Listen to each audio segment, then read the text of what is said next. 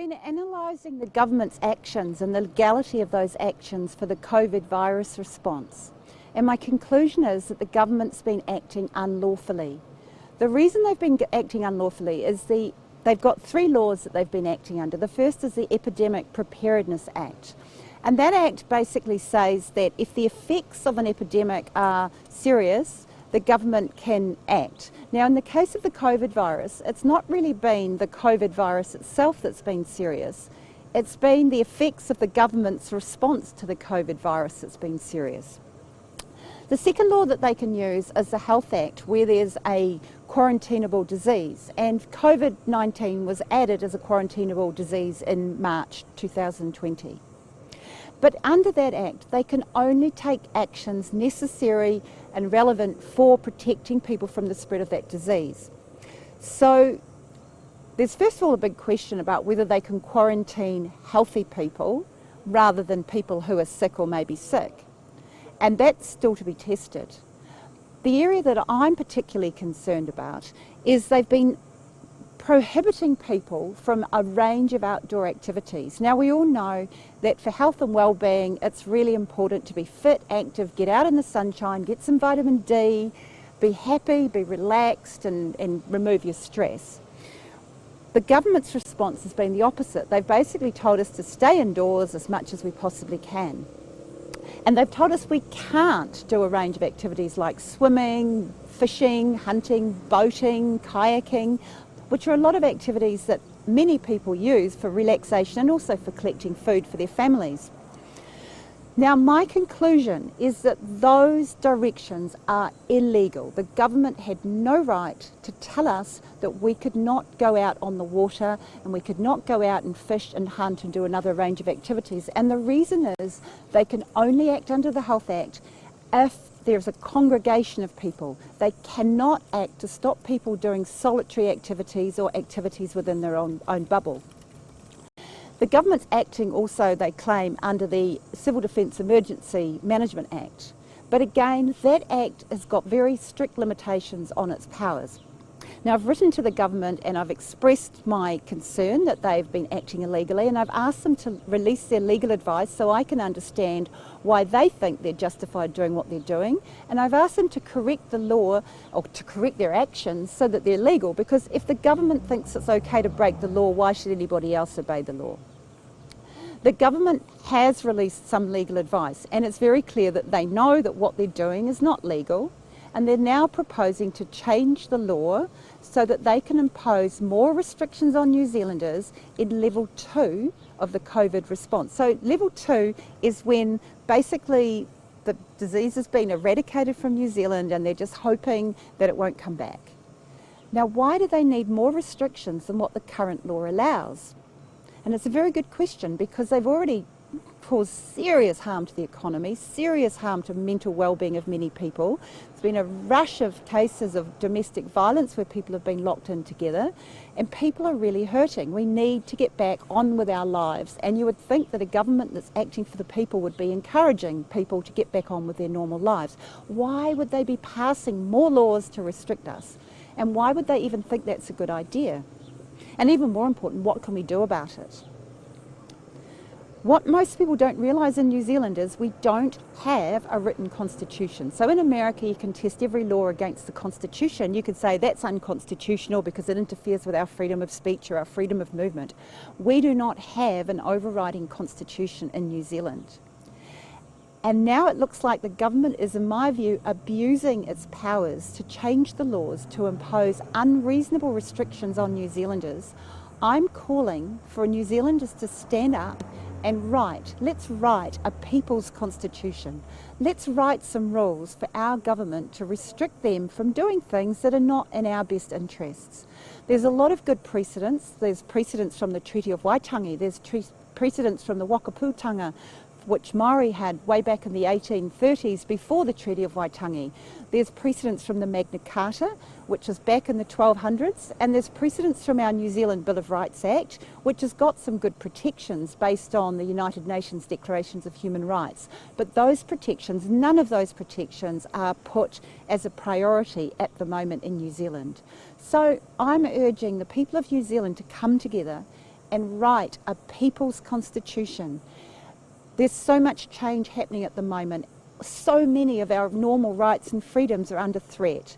Now is the perfect opportunity for us to stand together and write some rules for our government. So our government represents us. It's our chance and our turn to say to our government, these are the limits on your power. This is what we want you to do.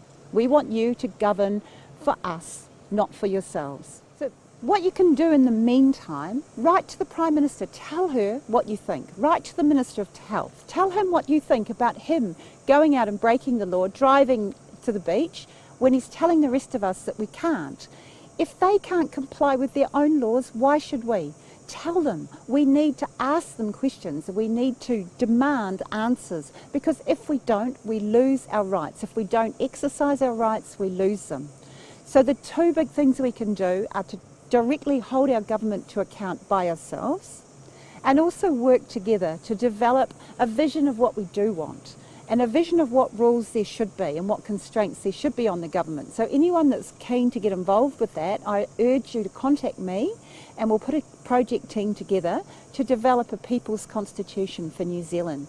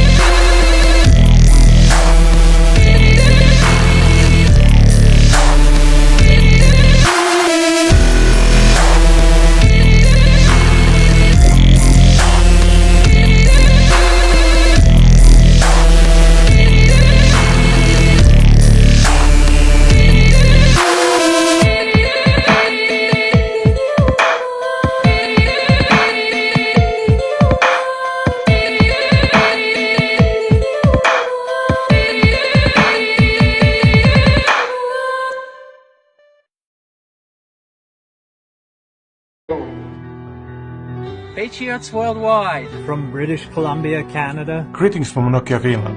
Hola desde Ecuador. In Colchester, England. South Africa. Saludos desde España. Greetings from Denmark, here with the Little Mermaid. G'day, I'm in Port Macquarie, Australia. Bonjour, c'est David de Paris. Sabuja, Nigeria. De Bogotá, Colombia. Where we go one. Where we go one. Where we go one. Where we go one. Where we go one. Where we go one. We go all. Kuriekniens, EM Swiss. जहाँ कोई एक जाएगा, वहाँ सब जाएंगे. Wohin wir auch gehen, gehen wir gemeinsam. Donde vamos uno, vamos todos.